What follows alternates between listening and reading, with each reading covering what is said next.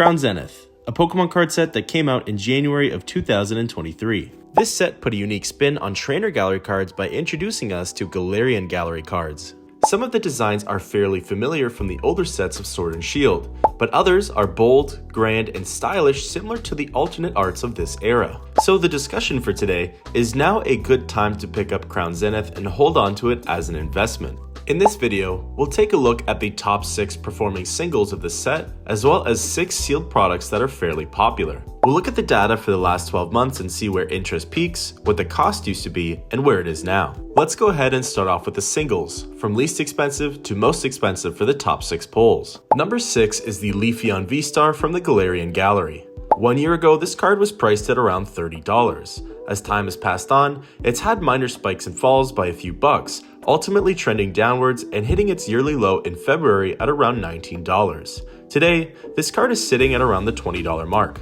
Number 5 is the Gold Origin Form Palkia V-Star from the Galarian Gallery. 1 year ago, this card was priced at around $45. It too has had some spikes and falls, ultimately hitting its low point in November 2023 at around $33. After a small surge, this card is worth $39 as of today.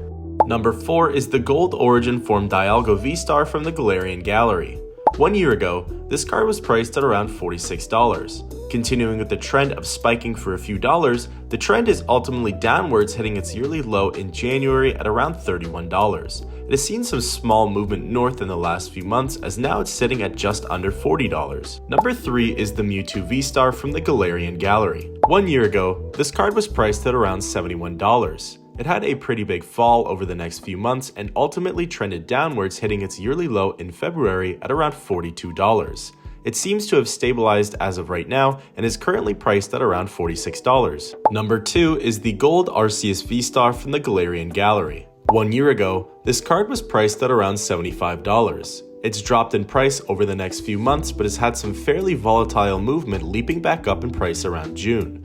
Through some wide waves, it has dropped down to its yearly lows in November and February at around $50. For now, it seems to have stabilized at around $58. Number 1 is the Gold Giratina V-Star from the Galarian Gallery. 1 year ago, this card was priced at around $100. Shortly after that, it peaked at around $107. It's had an overall downward trend up until November, where it had its yearly low at around $68. It had a slow rebound upwards and has since stabilized at around $77. Now let's go ahead and look at the sealed products and their trends over the past year. Starting off, we have the Shiny Zacian Premium Figure Collection Box. This product's movement is a little more smooth, being priced at around $61 as of 1 year ago. It dropped down around July, hitting its yearly low at around $50. It has since had a smooth rebound back up, dipping slightly in November and then rising and stabilizing at around $60 as of today. Next, we have the Unknown V and Lugia V Special Collection Box. The data starts at around August and begins at $55.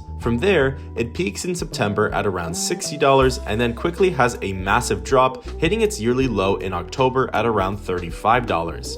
It's since had a small curve upwards, but ultimately has landed back at the $35 mark. Next, we have the Galarian Articuno 5 Booster Pack Tin. 1 year ago, this product was priced at around $27. It fell down almost immediately to its yearly low at around $22. It was stable in price for a little while, but has seen a surge in pricing starting in November. Today, the tin's price point is at around $27. Next, we have the Pikachu VMAX Premium Collection Box. The data for this product begins in November of 2023, where it started off at $40. It immediately had a drop down to around $32, but spiked back up close to $40 in January.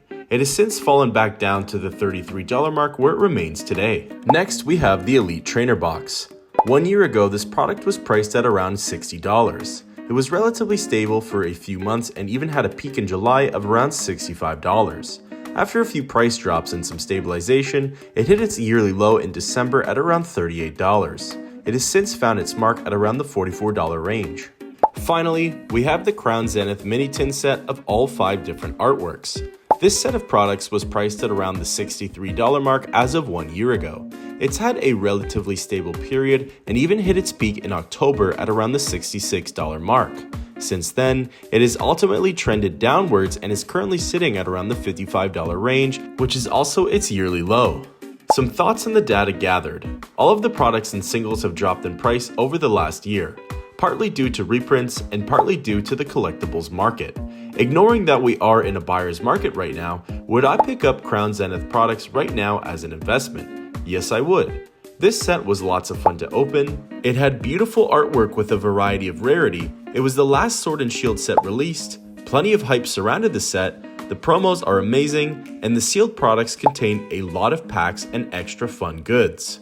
My go-to would be the Zacian or Zamazenta premium figure collection boxes, the mini tins, or the Elite Trainer box, as the pack ratios are fairly decent in there. Would you consider picking up some sealed products of this set to hold for the long term? Have you already picked some up? And would you consider the singles as a viable investment piece?